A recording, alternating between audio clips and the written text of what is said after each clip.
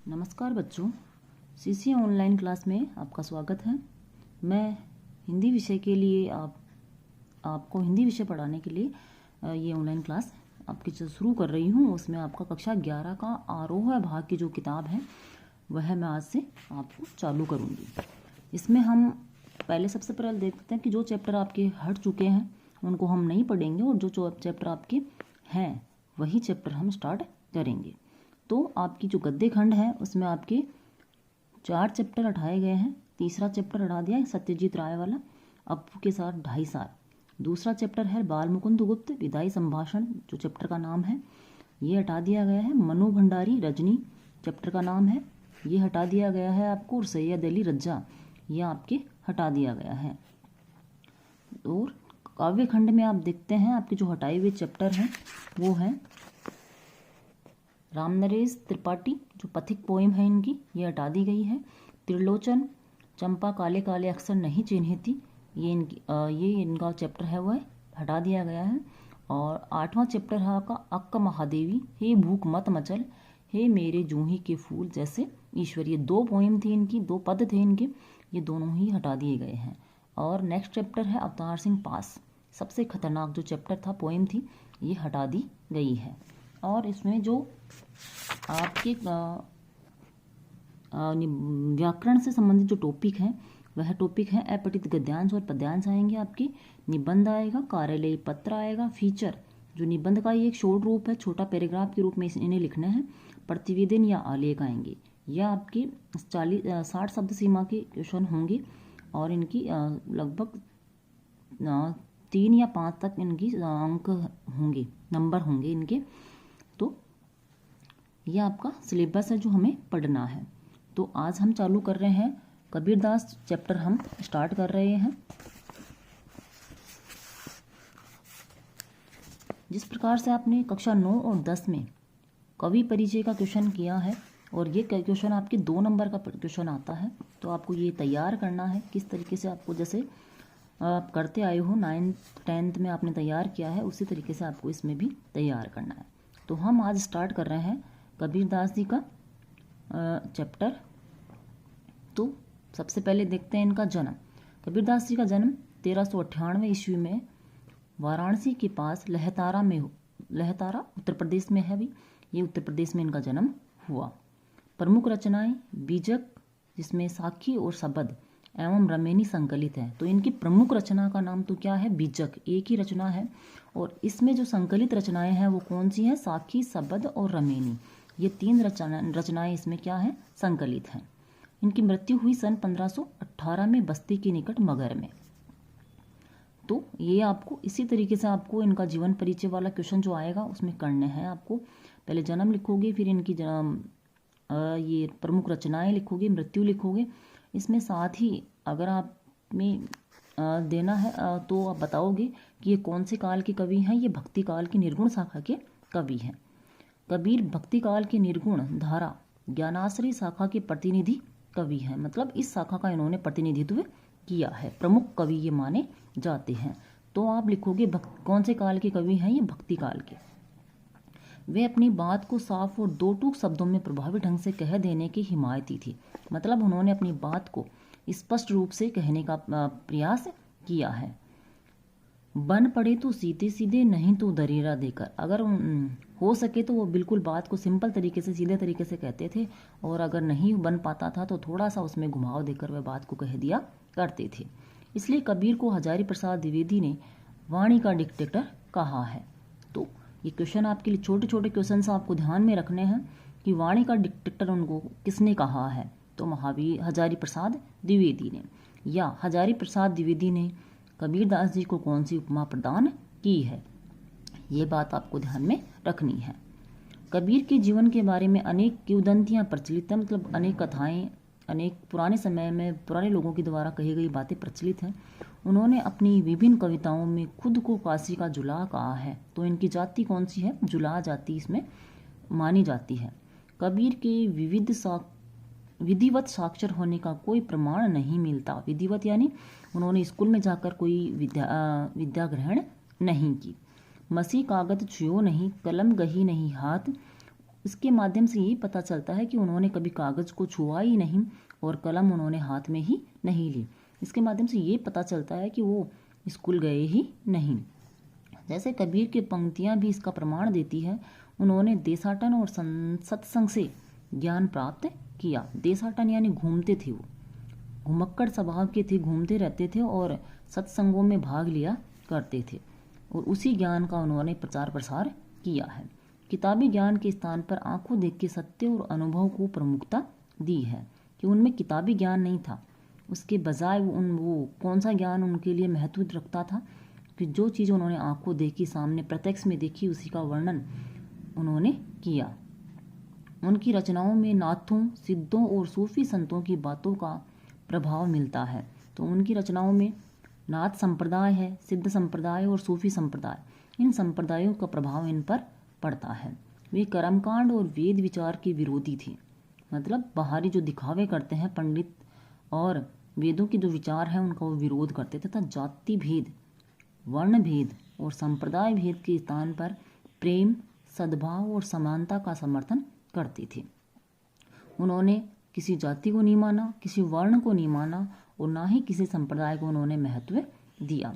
इसके स्थान पर इन सब का उन्होंने खंडन किया, विरोध किया और इन सब के स्थान पर उन्होंने प्रेम को, सद्भाव को, समान भाव को और समानता को उन्होंने क्या दिया, महत्व दिया और उसी का उन्होंने समर्थन किया।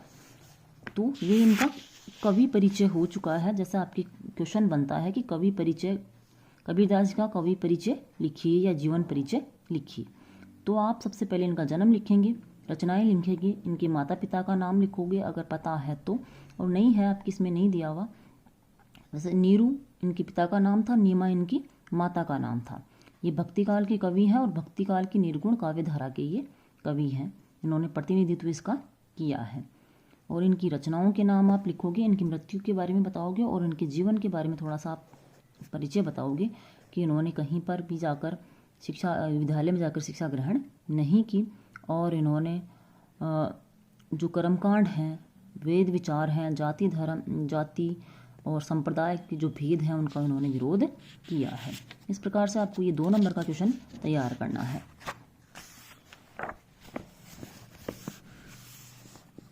अब है आपका जो आपके पाठ में जो पद दिए हैं उनसे पाठ परिचय है। यहाँ प्रस्तुत पहले पद में कबीर ने परमात्मा को सृष्टि के कण कण में देखा है, मतलब ईश्वर को, इस संसार, ईश्वर है वह इस संसार के कण कण में विद्यमान है, ज्योति रूप में स्वीकारा है तथा उसकी व्याप्ति चराचर संसार में दिखाई है। चराचर जड़ और चेतन, इस संसार में, संसार के जड़ और चेतन में ईश्वर व्याप्त है। इसी व्याप्ति को अद्वैत सत्ता के रूप में देखते हुए विभिन्न उदाहरणों के द्वारा रचनात्मक अभिव्यक्ति दी है। इसी बात को उन्होंने अद्वैत की ईश्वर के कोई 2 रूप नहीं होते, ईश्वर एक ही होता है, और इसी बात को उन्होंने सत्य साबित करने के लिए कई उदाहरण प्रस्तुत किए हैं। दूसरे पद में कबीर ने बाह्य आडंबरों का प्रहार किया है। बाह्य आडंबर यानी बाहरी दिखावों पर उन्होंने क्या किया है, प्रहार की है, चोट की है। साथ ही कि जो लोग बाहरी दिखावा करते हैं उस पर उन्होंने व्यंग्य किया है। साथ ही यह भी बताया है कि अधिकांश लोग अपने भीतर की ताकत को न पहचान कर अनजाने में अवास्तविक संसार से रिश्ता बना बैठते हैं, कि जो लोग हैं खुद के अंदर जो ताकत है उसको पहचान ही नहीं पाते और दूसरों से क्या बना लेते हैं, रिश्ता बना लेते हैं। जिस चीज़ की उनको आवश्यकता नहीं होती उस चीज़ को वह अपना लेते हैं और वास्तविक संसार से बेखबर रहते हैं। इस प्रकार उन्होंने ये बात इन दोहों में बताने का प्रयास किया है। दोनों पद जयदेव सिंह और वासुदेव सिंह द्वारा संकलित संपादित कबीर वांग्मय खंड 2 शब्द से लिए गए हैं। ये व्याख्या में आपके काम में आने वाली चीज़ें हैं। जब आप व्याख्या करोगे तो आप बताओगे कि इनके जो पद हैं, प्रस्तुत पद्यांश हमारी पाठ्य पुस्तक के जो संदर्भ लिखते हो आप उसमें बताओगे शब्द कबीरदास जी के पद शब्द से लिए गए हैं, ये आपको बताना है। पद पे आइए। हम तो एक एक करी जाना। कबीरदास जी कहते हैं ईश्वर की एकात्मक सत्ता उन्होंने बताई है और वो उसी से संबंधित वो कहते हुए बता रहे हैं कि हमने तो सुना था कि ईश्वर क्या होता है, एक ही होता है। दो ही कहे तिन्ही को दो जग, जिन नाही पहचाना। दोजग यानी नरक, स्वर्ग और नरक के लिए है यहाँ पे दोजग। दो ही कहे तिन्ही को, कि दो ईश्वर को वही कहते हैं जो ईश्वर के को पहचानते ही नहीं है। अर्थात कहने का मतलब है कि स्वर्ग और नरक की बात वही व्यक्ति करते हैं जिन्होंने ईश्वर को पहचाना नहीं है या जो वास्तविक रूप से ईश्वर को जानते ही नहीं है। अब उदाहरण के माध्यम से कवि बता रहे हैं हमें, एक ही पवन एक ही पानी एक ज्योति समाना, कि इस संसार में एक ही पवन बहती है, एक ही जल बहता है, एक जल का कोई रूप रंग नहीं होता, एक ही रंग का जल होता है, और एक ही संसार में ज्योति समाई हुई है। फिर ईश्वर अलग अलग कैसे हो सकती है। एक एक खाक गड़े सब भांडे, खाक यानी मिट्टी, एक एक कोहरा साना, कोहरा कुमार, साना यानी मिट्टी से मिलाकर जो बनाते हैं बर्तन, जो बनाते हैं, भांडे यानी बर्तन, कि जो कुमार है, उदाहरण दे रहे हैं कवि कि ये जो कुमार है वह एक ही मिट्टी को मिलाकर सारे बर्तन बनाता है या भांड बनाता है। तो मिट्टी के द्वारा बनाए गए बर्तन सारे एक जैसे होते हैं। जैसे बाढ़ी काष्ठ ही काटे, अग्नि न काटे कोई। बाढ़ी यानी बढ़ई, खाती जिसको बोलते हो आप लोग, काष्ठ यानी लकड़ी, अग्नि यानी अग्नि, आग।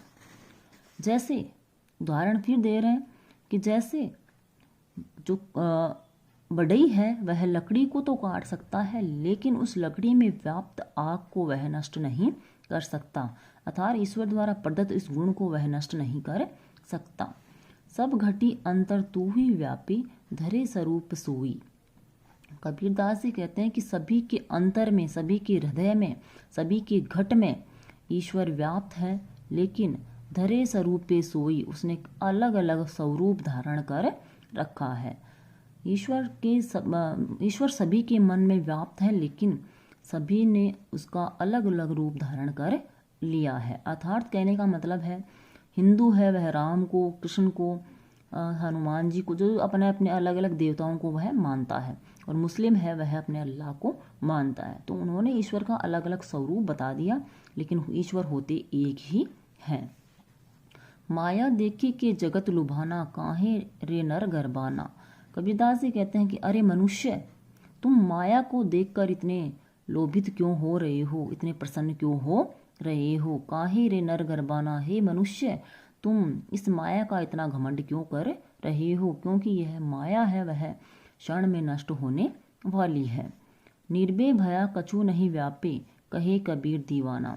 निर्भय यानी निर्भय, निडर होकर जो ईश्वर की भक्ति करता है या ईश्वर को स्वीकार करता है, वह मस्त कबीरदास जी कहते हैं, या मस्त होकर कबीरदास जी कहते हैं कि जो निर्भय होकर ईश्वर का भजन करता है या ईश्वर को याद करता है, वह इस संसार में उसे और किसी की आवश्यकता नहीं पड़ती।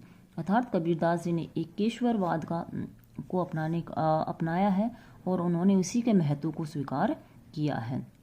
उनका मानना है कि ईश्वर का कोई अलग अलग रूप नहीं होता, क्योंकि उन्होंने निर्गुण भक्ति, निर्गुण का मतलब होता है जिस भक्ति में ईश्वर का कोई स्वरूप, रूप, रंग, आकार नहीं होता, एक ऐसी सत्ता जो अदृश्य होकर इस सृष्टि को चलाती है, उसका उन्होंने क्या किया है, समर्थन किया है। दूसरा पद है आपका, संतो देखत जग बोराना। इसमें भी उन्होंने कर्मकांड, बाह्य जो दिखावा है, बाहरी दिखावा है, उसका उन्होंने विरोध किया है, उस पर उन्होंने प्रहार किया है, और उसी के लिए उन्होंने ये अब अनेक उदाहरणों के माध्यम से अपनी बात को स्पष्ट करने का प्रयास किया है। संतो देखत जग बोराना। कबीरदास जी कहते हैं कि हे संतो, मैं जब इस संसार को देखता हूँ तो ऐसे लगता है ये संसार के लोग हैं वह क्या हो गए हैं, बोराना यानी पागल हो गए हैं। साच कहो तो मारन धावे, साच यानी सच, मारन यानी मारने, धावे यानी दौड़ना, झूठे जग पतियाना, विश्वास करना, कि अगर इस संसार के लोगों को हम क्या कहते हैं, सच कहते हैं, तो वह मारने के लिए दौड़ते हैं, और अगर आप उनको झूठ कहोगे तो वह उस बात पर विश्वास कर लेंगे। अर्थात झूठी बातों पर जो ये लोग हैं, वह झूठी बातों पर फटाफट या जल्दी से विश्वास कर लेते हैं और सत्य बात को स्वीकार नहीं करते। नेमी देखा धर्मी देखा प्रात करे स्नाना। कबीरदास जी कहते हैं कि मैंने ऐसे नियमों का पालन करने वाले भी देखे हैं और धर्म का पालन करने वाले भी देखे हैं जो प्रातःकाल उठकर स्नान करते हैं